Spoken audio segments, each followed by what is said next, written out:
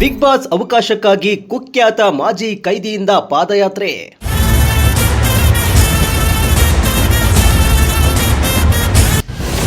ತುಮಕೂರಿನ ಸಿದ್ಧಗಂಗಾ ಮಠದಿಂದ ಬಿಡದಿವರೆಗೂ ಏಕಾಂಗಿ ಪಾದಯಾತ್ರೆ.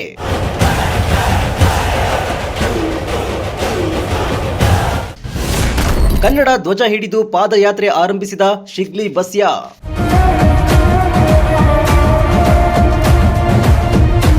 ಇನ್ನೂರ 60ಕ್ಕೂ ಹೆಚ್ಚು ಕಳ್ಳತನ ಪ್ರಕರಣಗಳ ಆರೋಪ, ಜೈಲು ಜೀವನದ ಕಹಿ ಅನುಭವ.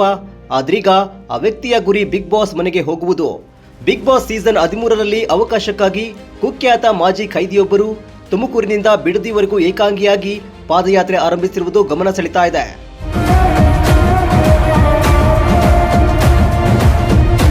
ಕರ್ನಾಟಕದ ಜನಪ್ರಿಯ ರಿಯಾಲಿಟಿ ಶೋ ಅಂದ್ರೆ ಬಿಗ್ ಬಾಸ್ ಆಗಿದೆ.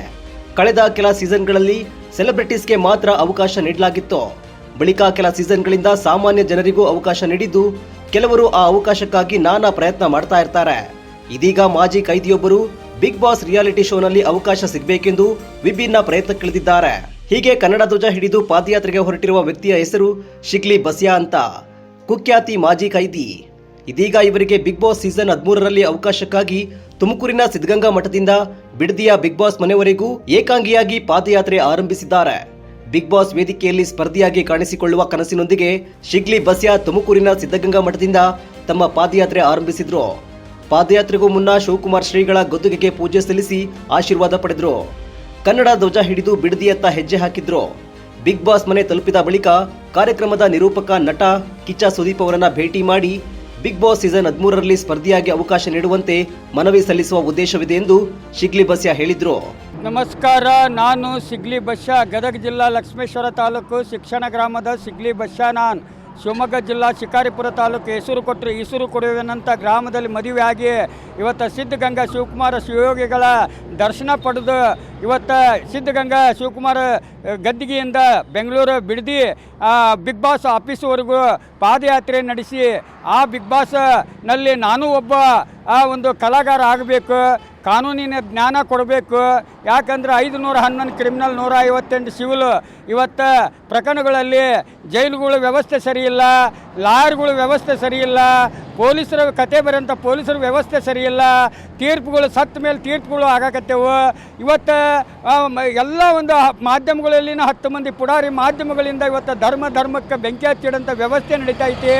ಅದಕ್ಕೋಸ್ಕರ ಒಬ್ಬ ಪತ್ರಕರ್ತನ ಕಾಯಕ ಹೆಂಗಿರ್ಬೇಕಂದ್ರೆ ಪ್ರತಿ ಯಾವ ಒಂದು ಇದರಲ್ಲಿ ಇನ್ವಾಲ್ವ್ ಆಗದಂಗೆ ಆ ಶಿಗ್ಲಿ ಬಸ್ಯನ್ನಂಗೆ ಹೋರಾಟಗಾರನಾಗಿ ಅವನಿಗೆ ಪತ್ರಕರ್ತ ಅನ್ನೋಂಥ ವ್ಯವಸ್ಥೆ ಐತಿ. ನಾನು ಇಲ್ಲಿವರೆಗೂ 33 ವರ್ಷ ಆಲ್ ಕರ್ನಾಟಕ ಗೋ ಸೆಂಟ್ರಲ್ ಜೈಲ್ ಸುತ್ತಿದ್ರು ಎಲ್ಲ ಮಾಧ್ಯಮಗಳ ವರದಿ ಕೊಟ್ಟು ಇವತ್ತು ಪ್ರಜಾ ಟಿ ವಿಯವರು ನನ್ನ ಹಿಂದೆ ಶಿವಮೊಗ್ಗದಲ್ಲಿ ಬೆಳಕಿಗೆ ತಂದಂಥ ಜಸುದಾಸ್ ಅವರು ನನ್ನ ಕತೆ ಬರೆದಿದ್ದಾರೆ.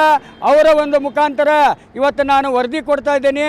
ಈ ಬಿಗ್ ಬಾಸ್ನಲ್ಲಿ ದೇವರಾಜ್ ಅರಸನ್ ದಾಖಲ, ಸಿದ್ದರಾಮಯ್ಯರು ಮುರಿದ್ರು, ಸಚಿನ್ ತೆಂಡೂಲ್ಕರ್ ದಾಖಲ, ವಿರಾಟ್ ಕೊಹ್ಲಿ ಮುರಿದ್ರು, ಆಮೇಲೆ ಗಿಲ್ಲಿ ಹನುಮಂತನ ದಾಖಲ ಗಿಲ್ಲಿಯವರು ಮುರಿದ್ರು. ಈ ಬಿಗ್ ಬಾಸ್ಗೆ ನಾವು ಹೊಂಟಿದ್ದೀನಿ, ನನ್ನ ದಾಖಲೆ ಯಾರು ಮುರಿಯೋಕ್ಕಾಗಲ್ಲ. ಈ ಒಂದು Bigg Boss comedy Bigg Boss ಆಗಬಾರ್ದು. ಇದು ಒಂದು ಕಾನೂನಿನ ವ್ಯವಸ್ಥೆಗೆ ಒಳಪಡಬೇಕು. ಇಲ್ಲಿ 100 ದಿನ ಅವಕಾಶ ಸಿಕ್ಕೈತೆ ಅಂದರೆ ಈ ಶಿಗ್ಲಿ ಬಸ್ಯಾ 262 ಕೇಸ್ ಪ್ರಕರಣದಲ್ಲಿ ಹೆಂಗೆ ಗೆದ್ದ, ಆ ಜನರು ಹೆಂಗೆ ಮೋಸ ಹೋಗ್ತಾ ಇದ್ದಾರೆ. ಸತ್ತ ಮೇಲೆ ತೀರ್ಪು, ಸತ್ತನ ಮೇಲೆ ಪಂಚನಾಮ, ಸತ್ತನ ಮೇಲೆ ಪರಿಹಾರ ಕೊಡೋಂಥ ವ್ಯವಸ್ಥೆ ನಿಲ್ಲಬೇಕಾದ್ರೆ ಈ ಶಿಗ್ಲಿ ಬಸ್ಯನಿಗೆ ಬಿಗ್ ಬಾಸ್ಗೆ ಅವಕಾಶ ಕೊಡಲೇಬೇಕು. ಈ ಬಿಗ್ ಬಾಸ್ನಲ್ಲಿ ಎಲ್ಲ 600 ಕೋಟಿ ಕನ್ನಡಿಗರಿಗೆ ಕನ್ನಡದಲ್ಲಿ, ಅಚ್ಚ ಕನ್ನಡದಲ್ಲಿ ಆ ಕಾನೂನಿನ ವ್ಯವಸ್ಥೆಗಳ ಬಗ್ಗೆ ನಾನು ಜಾಗೃತಿ ಕೊಡ್ತೇನೆ. ಅದಕ್ಕೋಸ್ಕರ ಇವತ್ತು ಪಾದಯಾತ್ರೆ ಹೊಂಟಿದ್ದೀನಿ. ಇದಕ್ಕೆ ಎಲ್ಲರೂ ನನಗೆ ಆಶೀರ್ವಾದ ಮಾಡಬೇಕಂತ ಬೇಡಿಕೆ ಇಡ್ತೇನೆ. ಶಿಗ್ಲಿ ಬಸ್ಯಾ ವಿರುದ್ಧ ಈ ಹಿಂದೆ 260ಕ್ಕೂ ಹೆಚ್ಚು ಕಳ್ಳತನ ಪ್ರಕರಣಗಳು ದಾಖಲಾಗಿವೆ. ಕೆಲವು ಪ್ರಕರಣಗಳಲ್ಲಿ ನ್ಯಾಯಾಲಯದಲ್ಲಿ ತಾವೇ ವಾದ ಮಂಡಿಸಿ ಗೆಲುವು ಸಾಧಿಸಿದ್ದೇನೆ ಎಂದು ಅವರು ಹೇಳಿಕೊಂಡಿದ್ದಾರೆ. ಇದೀಗ ತಮ್ಮ ಹಳೆಯ ಬದುಕಿಗೆ ಹೊಸ ತಿರುವು ನೀಡುವ ಉದ್ದೇಶದಿಂದ ಬಿಗ್ ಬಾಸ್ ವೇದಿಕೆಯಲ್ಲಿ ಅವಕಾಶ ಕೇಳುತ್ತಾ ಆರಂಭಿಸಿರುವ ಈ ಪಾದಯಾತ್ರೆ ಗಮನ ಸೆಳೀತಾ ಇದೆ. ಕ್ಯಾಮರಾ ಪರ್ಸನ್ ವಿಜಯ್ ಜೊತೆ ದೀಪಕ್, ಪ್ರಜಾಶಕ್ತಿ ಟಿವಿ, ತುಮಕೂರು.